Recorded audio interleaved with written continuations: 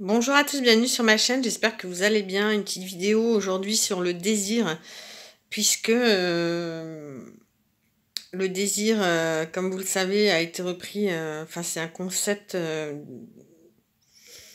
psychanalyse hein, pour Freud et Lacan, voilà, et que c'est intéressant d'en parler. Alors moi je vais pas reprendre leur concept parce que je n'ai pas lu là-dessus, hein, donc mais je vais parler de ce qu'il me semble.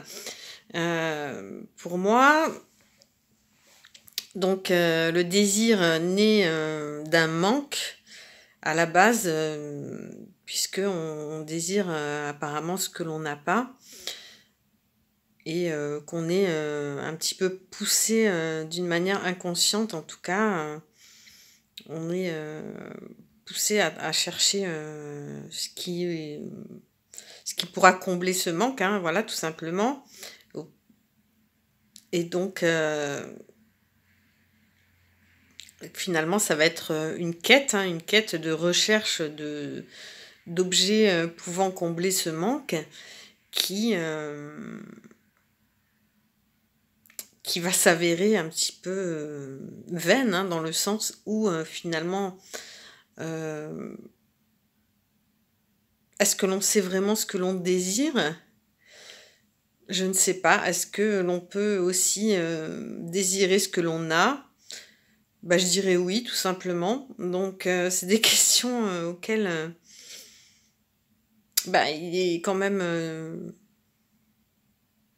fondamental de répondre, hein, puisque c'est ce qui nous anime hein, quelque part, et que finalement, est-ce que c'est pas foncièrement, voilà, on va être poussé par des mécanismes inconscients à aller toujours chercher à l'extérieur et de courir de quêtes, d'objets en quête d'objets pour pouvoir espérer satisfaire ce manque, finalement, ce vide. Mais il est possible que ça soit, que ça reste toujours insatisfaisant et que, c'est puisqu'on s'aperçoit que quand on a, l'objet, en question, heu, en sa possession et bien, on se met à la recherche d'un autre objet. Donc,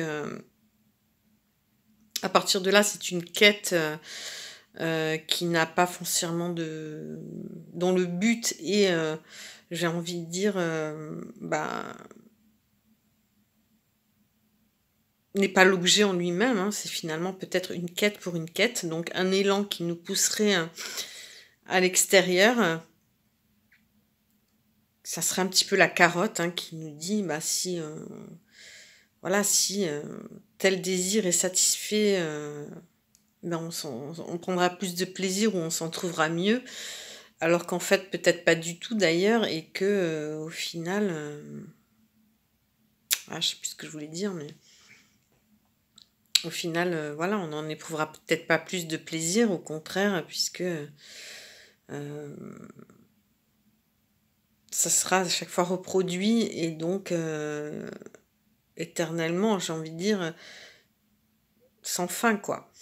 Une quête sans fin, donc, le truc, c'est de voir qu'on a un élan extérieur qui nous anime, qui nous pousse à chercher, hors de nous-mêmes ce qui pourrait nous satisfaire et qui, et en même temps, alors que, dans un second temps, on pense pas à enfin, je veux dire qu'on pense pas foncièrement à chercher finalement à l'intérieur de nous ce qui pourrait, nous satisfaire et nous combler finalement. Mais est-ce que, on peut, le trouver à l'intérieur de nous? Ou est-ce que c'est, vraiment à l'extérieur qu'on va le trouver? Donc ça, je n'en sais rien, hein, je n'ai pas du tout la solution à cela. Ce que je peux vous dire, c'est que, dans la philosophie bouddhiste, eux, ils ont compris que désir égale souffrance et que donc, quand il y a plus de désir, il y a plus foncièrement de souffrance. Mais, est-ce possible qu'il n'y ait plus de désir aussi également?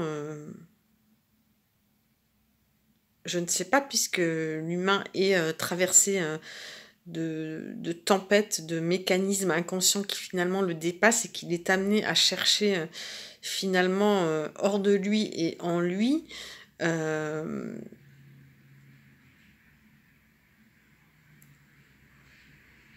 quelque chose qui le pousse à agir de la sorte, hein. Donc, donc c'est pas si simple que ça, hein, vous vous en doutez bien. C'est même très compliqué. Et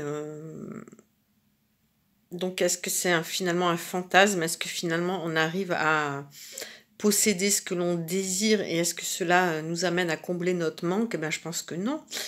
Que finalement on n'arrive à posséder rien du tout et que finalement ce manque ne sera finalement jamais satisfait puisque je pense que c'est un manque qui est profond, que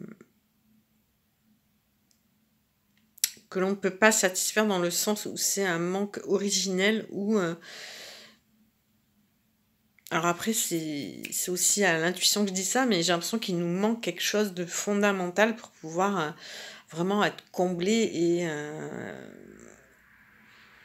quelque chose qu'on a perdu initialement. Alors je ne sais pas si c'est à la naissance ou si c'est le manque originel de la maman ou dans lequel on était en fusion qui fait qu'on se retrouve un petit peu dépossédé et qui fait qu'ensuite on va se mettre en quête bah, de retrouver l'objet de cette fusion, l'objet voilà, tout ça, c'est des questionnements. Donc, ça va faire déjà 7 minutes, hein, presque. Donc, bah, je vais m'arrêter là. Je vais vous laisser réfléchir également.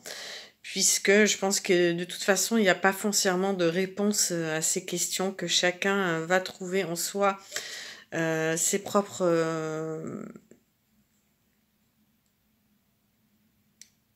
ses ressentis, ses motivations à aller de l'avant, à suivre cet élan hors de soi, mais aussi en soi, puisque le voyage est aussi beau à l'extérieur qu'à l'intérieur, et qu'il va pouvoir foncièrement apaiser, arriver à trouver des objets d'apaisement, si ce n'est à cela, voilà, tout simplement.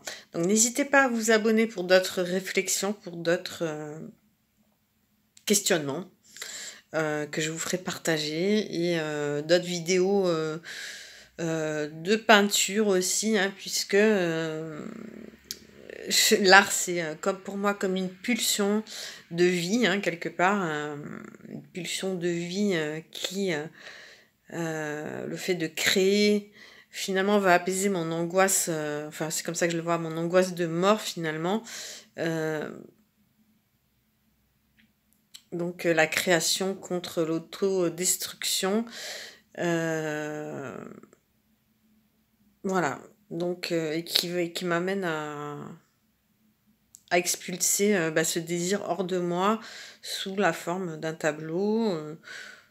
Donc voilà. Bah écoutez, je vous remercie de m'avoir écouté et je vous dis à bientôt sur ma chaîne. Bisous, au revoir.